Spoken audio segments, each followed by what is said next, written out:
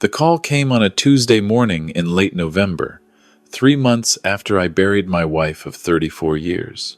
I was sitting at the kitchen table with my second coffee, staring out at the backyard where the maple tree Margaret had planted when we moved in stood bare against the gray Ontario sky.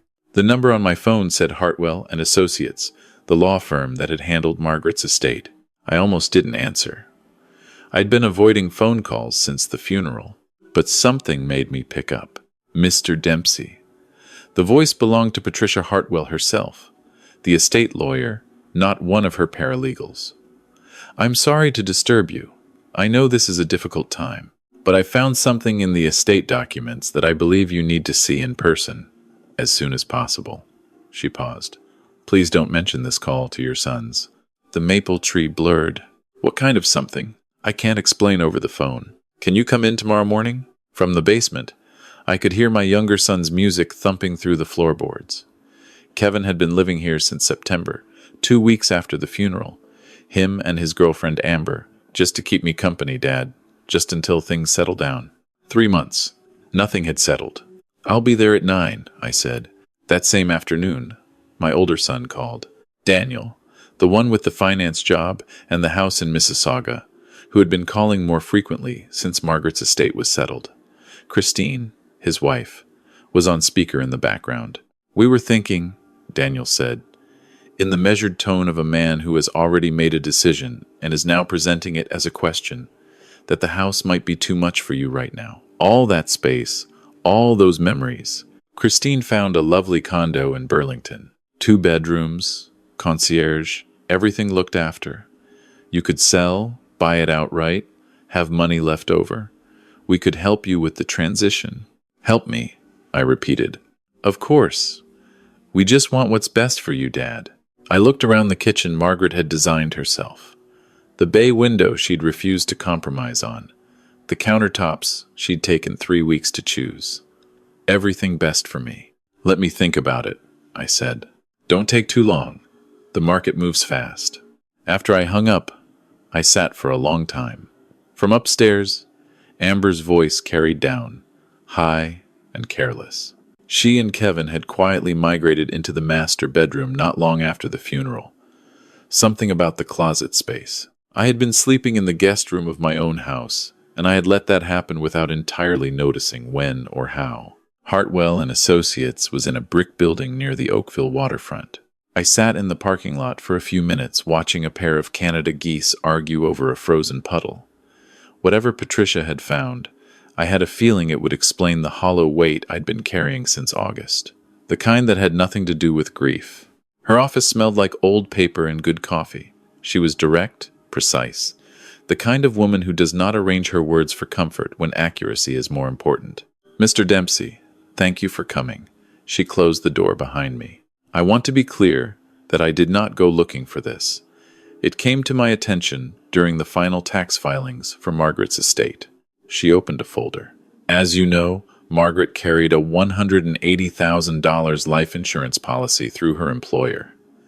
The original beneficiary designation named you and both your sons equally. That had been in place for 20 years. I nodded. We'd set it up together. In August of this year, she slid a document across the desk 6 days before Margaret passed. The beneficiary was changed. I looked at the paper. A phone authorization form. Logged on August 14th. Margaret had been in palliative care by then. She hadn't been able to hold a pen in her last 2 weeks. Who made the call? Patricia's expression was careful. The call was placed from a number registered to Christine Dempsey. The voice on the call identified itself as Margaret. But hospice staff documented that your wife was nonverbal by August 12th. She turned the page. The policy was changed to name Daniel and Christine as sole beneficiaries. You were removed entirely. So was Kevin.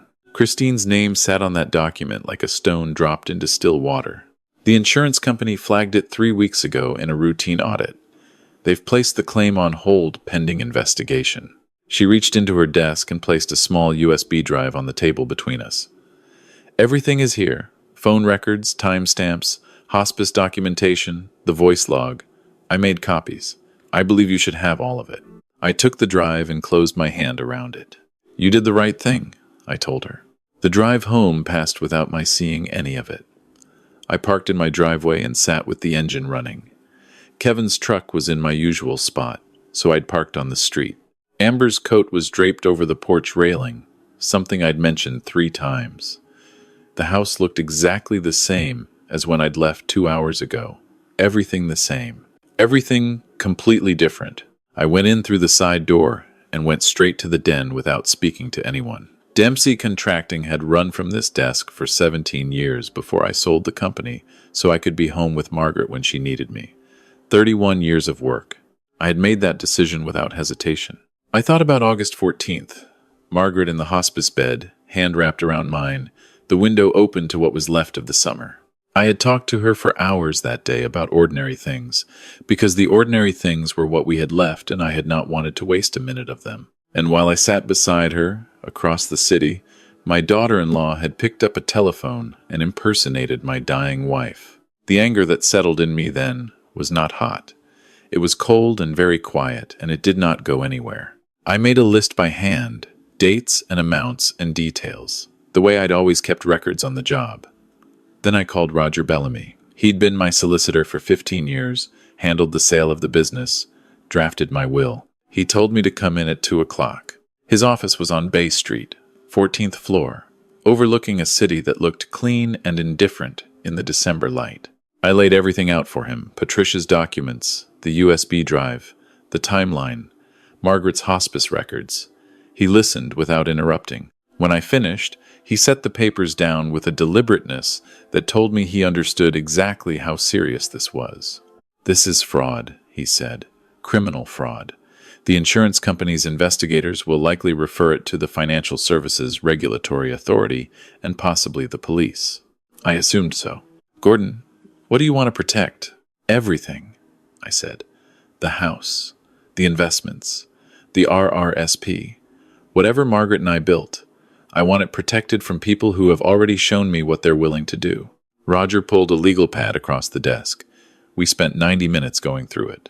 An irrevocable trust structure, everything transferred to independent trustee management, while I maintained full control during my lifetime, with distribution after death, following my instructions precisely. "Extremely difficult to contest," he said, "provided the trust was executed while I was clearly and demonstrably competent." I was. "And Kevin?" I asked. "He and his girlfriend have been living in my house since September. No written agreement, no rent, nothing. Under the Residential Tenancies Act, without a written lease, they may claim month-to-month tenancy by conduct. The proper path is a formal N12 notice. Landlord requires property for own use. 60 days through the Landlord and Tenant Board." He paused. "However, if this was always represented as a temporary family arrangement, never a tenancy, never a rental, and we have evidence of that, we may be able to argue they're licensees rather than tenants. That's a faster process. I have text messages from Kevin, the week he moved in. He said it was temporary, that he'd be gone by Christmas."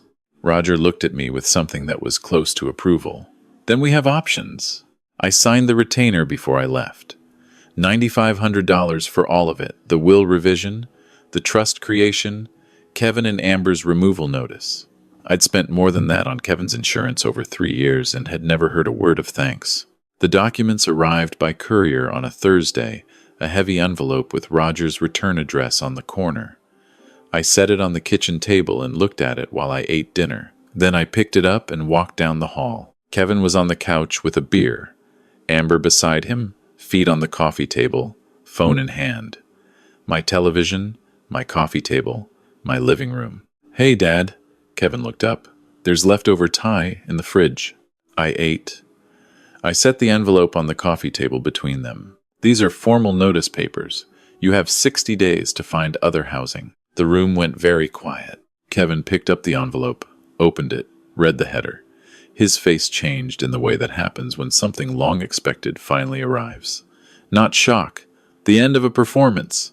60 days, he said. Amber stood up. "You cannot do this. We've been here for months. We've been looking after you. You've been living here," I said. "Those aren't the same thing." I walked back to the den and closed the door. I heard Amber's voice rise and fall, Kevin's quieter responses, the particular sound of people recalibrating. I didn't press my ear to the wall. I'd heard enough. I opened my laptop and sent Roger a one-line email. Delivered. Clock is running. The following 2 weeks were instructive.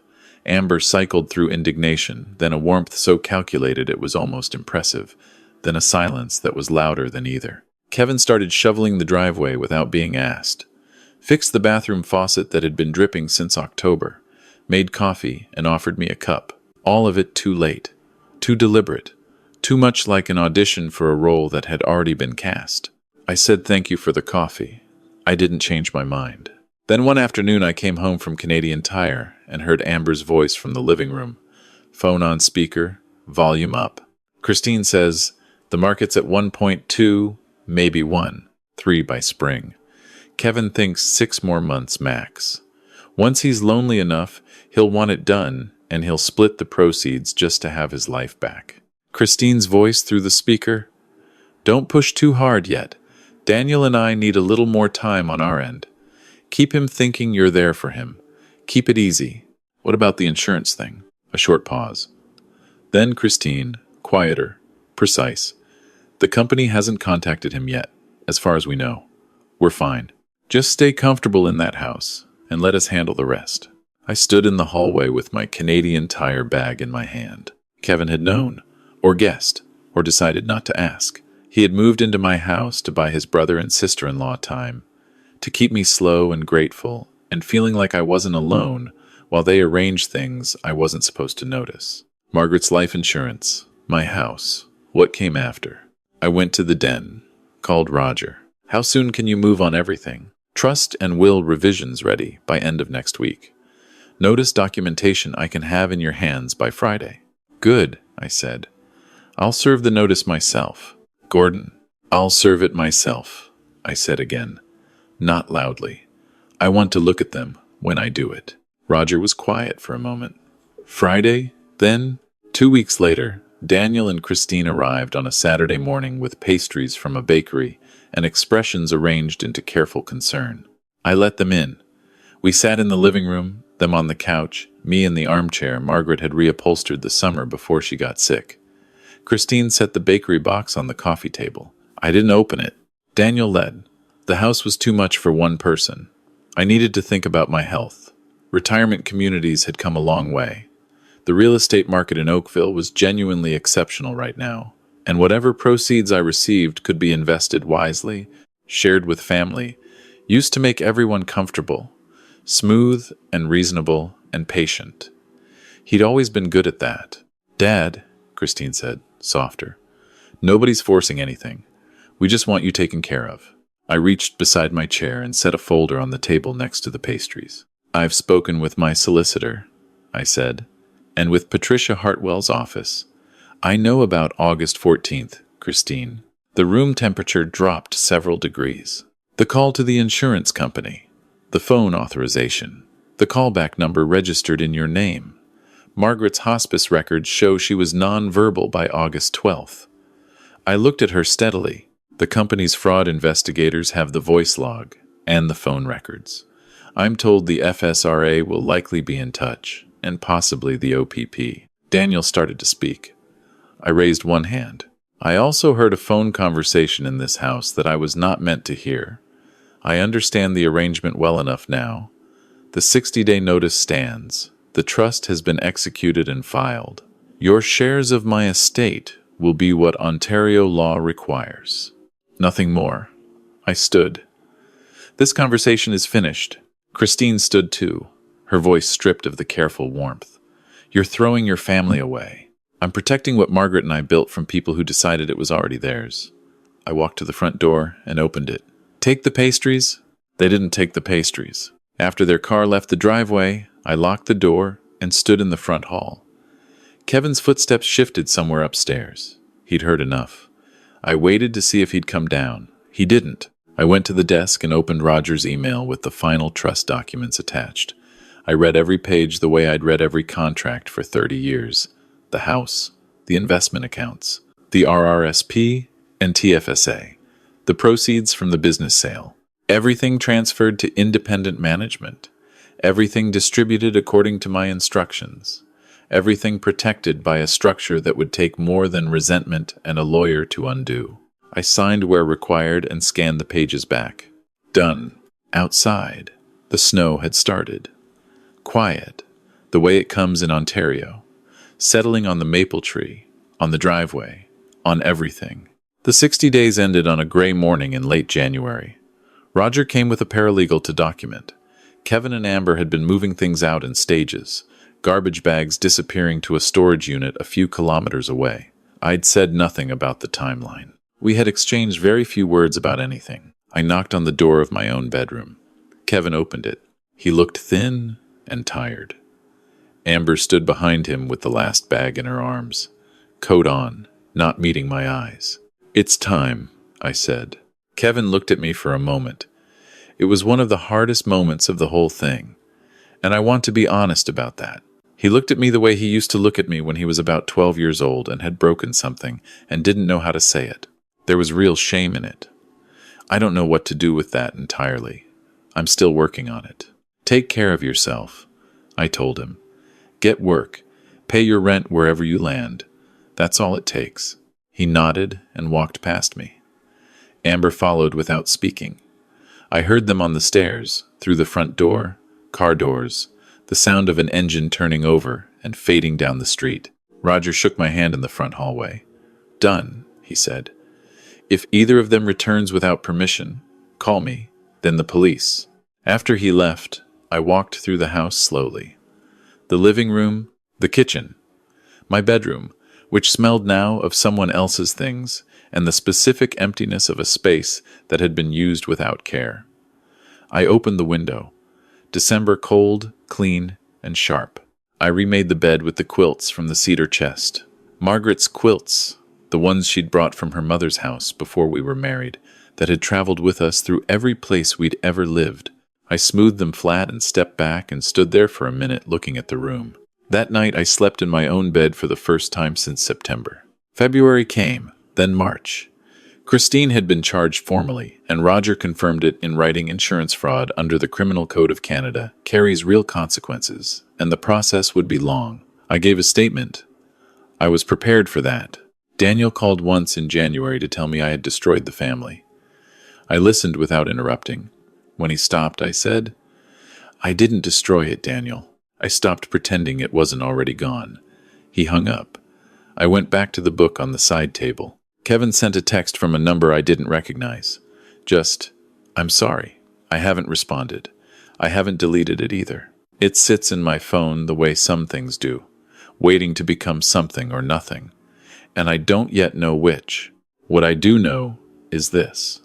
I wake up in the morning in my own bed. The coffee is exactly as strong as Margaret liked it, which is exactly as strong as I like it.